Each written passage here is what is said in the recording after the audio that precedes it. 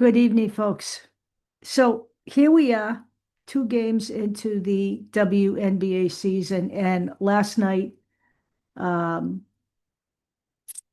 as we all know, the Indiana Fever beat the Sparks in Los Angeles, and Caitlin Clark was masterful. Okay, so we're going to talk about a few things here. We're going to get something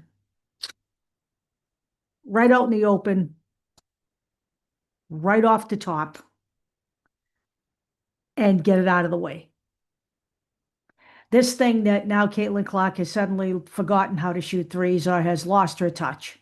Okay, so let's just look at last season. Okay, well, we can just throw that season in the barrel because Caitlin Clark, for all intents and purposes, missed almost all the season. She played 13 games. Okay, she had that brilliant game where she hit 7 threes against the Liberty, but she basically missed all but 13 games. All right. She came back this year after 10 months of not playing in the WNBA. And yes, she did play on Team USA, and she did win the MVP of the FIBA tournament, and she did a great job.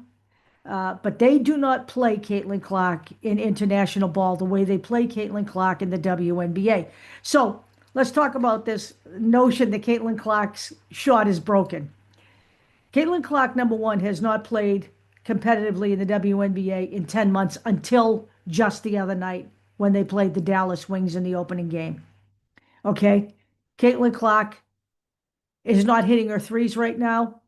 It's ridiculous to think that she just will never hit another three, will never be able to be consistent again. You know, look, it's like being a hitter, okay? Like David Ortiz, all right? He went through his slumps. All right. To me, I'm a Red Sox fan. I'm a baseball fan. David Ortiz is the GOAT when it comes to baseball. Okay. And he had his rough times. All right. And usually when this kind of stuff happens, it's because there's something that you're not doing that you used to do that you just haven't figured out. And sometimes it's just a head game. Now, last night when she hit that three, you watched her run back up the court and she was hitting herself in the head. Okay. Don't think that that's not on her mind. But last night, Caitlin Clark torched the LA Sparks inside the paint. And again, I think, and I've said this all along, one of the most underrated or underutilized aspect of her fantastic basketball skills is taking the ball to the hoop. Okay. Now we all know she can pass. Look, let's look at the first game. Let's look at stats here, okay? The first game where they lost to the Dallas Wings, she had 20 points, 7 assists, and 5 rebounds.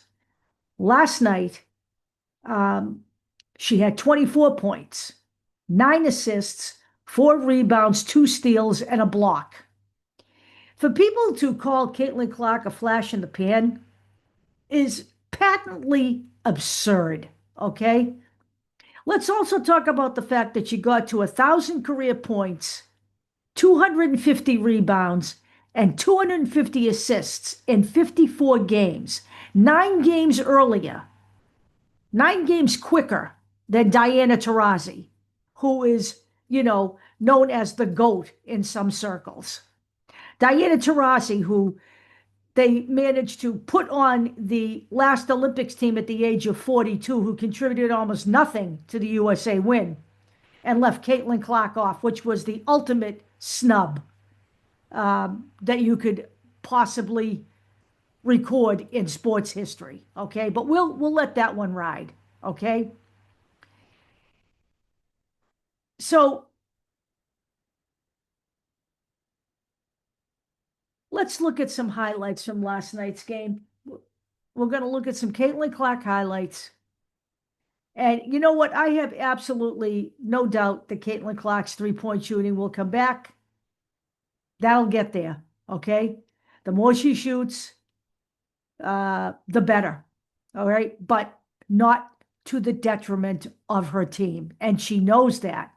And last night, she made the most of playing in the paint. And I think, honestly, I agree with Steph Curry. If all you're focusing on is a three-point shooting, you're diminishing all of the other aspects of the game that she is controlling, okay?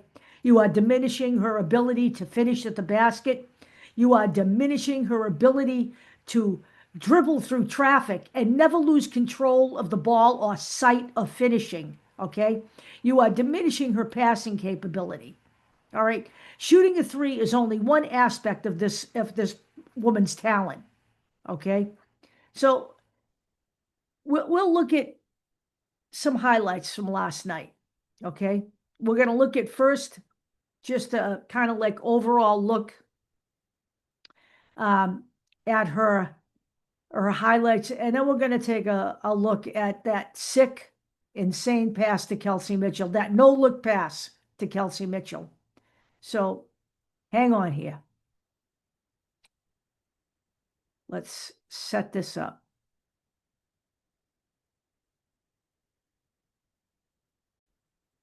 All right. We're going to start right here. Okay. More aggressively at the point of attack, and that's exactly what LA does. And welcome back to Los Angeles, Caitlin Clark. So the defense, but on the other side of the ball, Caitlin Clark is just doing. And Clark with a steal. Showing off the handle. Back the other way. Caitlin Clark for two more. And her 116th career double-double in that loss to the Aces here on Sunday. Did Nneka. Clark with a step. Nice pass from Billings. Taken over here in this first quarter, figuring out ways to help her teammates. And Burrell has it partially blocked by Clark. Back and forth we go. 1 point LA lead so far. Mitchell on the back cut. My goodness. She is so good at sharing the ball. She makes her teammates better, but look at the beautiful pass there in. When they get the rebound, she gets down court, calling for the ball. Clark finding Cunningham on the back cut because, as you mentioned, all that attention on Caitlin Clark. But a really smart play by her right there to keep this one alive. And the Fever contingent in the house, happy about that, and happy about that, too. Nice look to Clark for two. Yeah, Nneka needs to take more shots. She's only attempted 4 shots in this one.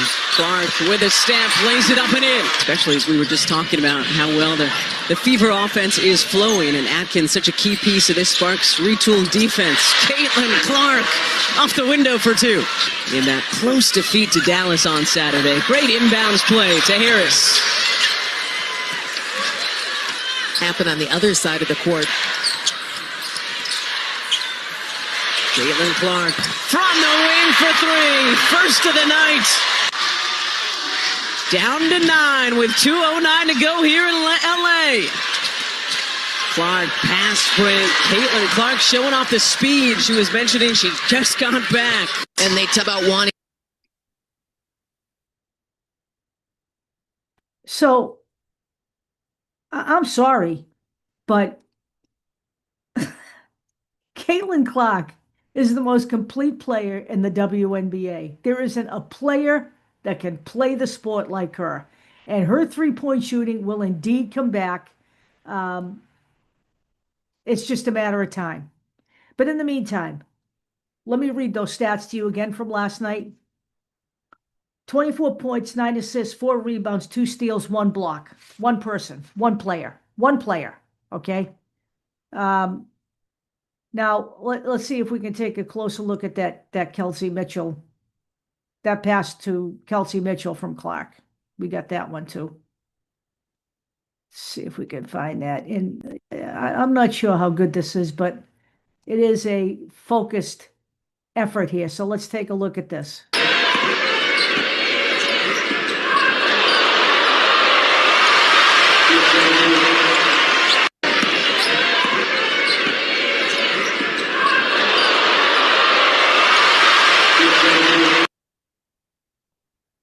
That was a no-look pass, okay?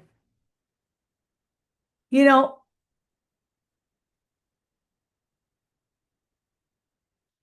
just by virtue of the fact that she's Caitlin Clark and just by virtue of the fact that she missed almost all of last year, people are going to be putting this woman under a microscope all season long. All season long, okay? And it's like, I don't know, honestly, any other player that can carry that stat line. I'm just saying, all right? And it's not like it's just one night either, okay? And I don't understand the complaints about Stephanie White either. You're not even given whatever system they've come up with as a team to win basketball games. You're judging it 2 games in. So now, basically Stephanie White has coached Caitlin Clark for 15 games. And we still hear the same crazy shit that we hear all along. That she's ruining her game, that she's taking this away and she's taking that away. I didn't see anybody taking anything away from Caitlin Clark in the first 2 games. I'm sorry. 31 minutes of play. The woman's got to get off the floor and take a break once in a while. Okay, so let's just back up and chill out here. All right. Caitlin Clark is a brilliant basketball player. End of story. She is a remarkable 3-point shooter, okay, who is going through some shooting miseries right now. And she will figure that out. And that talent, that level of talent just doesn't disappear overnight, okay? She certainly doesn't look slow. She looks perfectly healthy. She can get into the paint. She can make it to the hoop. If she can get inside into the paint, make those plays to her teammates so that they can get easy shots, rack up the assists, get to the hole, okay, get to the hoop, score the points, and then get an and one out of it, she can make hay all season long. Like I said, once that 3-point shot comes back, she is going to be positively unstoppable, all right? Because she is without a doubt the most versatile, the most complete player in the WNBA. And for the people who say she doesn't play defense, you know what? Stop already, okay? Stop, all right? We get a 6-foot guard who can block. And, I have numerous highlights of her stealing the ball. And that's largely because she can read the floor better than any other player in the WNBA. So, that being said, Caitlin Clark is my GOAT, okay? She will be my GOAT. She will stay my GOAT, just like Larry Bird is my GOAT, and David Ortiz is my GOAT.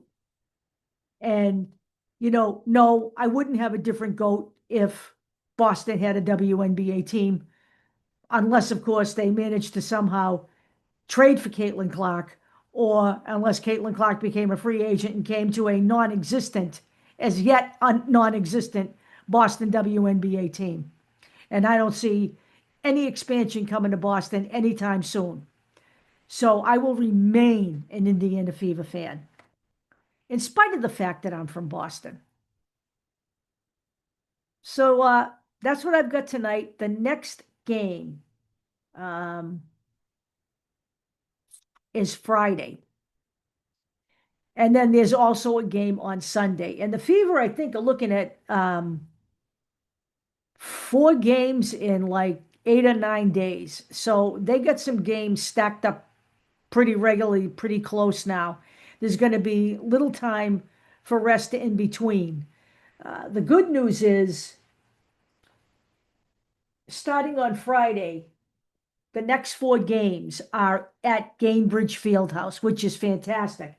They will play Washington, Seattle, Portland, and Golden State at home over the next 4 games between the 15th and the 22nd of May. So between this coming Friday and next Friday. They've got 4 games at home. And then they will hit the road again and they will go to Golden State and play the Valkyries. So that's what we've got. We will be back on again, probably on Friday and maybe after the game. But again, let me just say this. There's all kinds of social media histrionics going on with Caitlin Clark. And I will say it again, the smartest thing that Caitlin Clark has ever done is decide to not spend her time on social media. She is better served off of social media, focusing on her game, playing basketball, and living her life. And she can leave social media to us, the people who will stay out here and talk about how the ever present,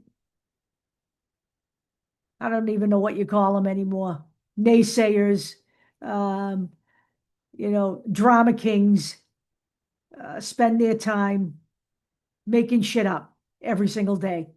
So that's what I got for you tonight, folks. You guys have a great evening, and I will be back soon. What's today? Thursday? Yeah, yeah. It's a game tomorrow night.